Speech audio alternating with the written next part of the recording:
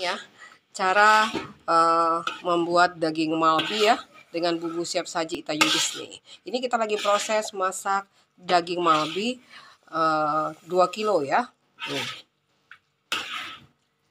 Bikinnya praktis sekali.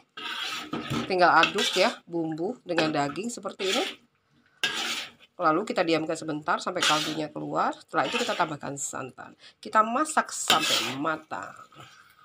Praktis dan lemanya. Daging malbi wong Palembang memang luar biasa nih, seperti ini tuh ya, bumbunya banyak ya nih. Jadi kalau mau bikin daging malbi nggak perlu ribet, bisa order ke Itayudis ya, hubungi 0813 6770 2798. Nah setelah bumbunya meresap ya, keluar kaldunya, kita tambahkan santannya, kita diamkan selama 1,5 jam ya sampai daging malbinya matang nih, seperti ini tuh, lihat tuh, wow, luar biasa. Kita tunggu sampai bumbunya meresap ya.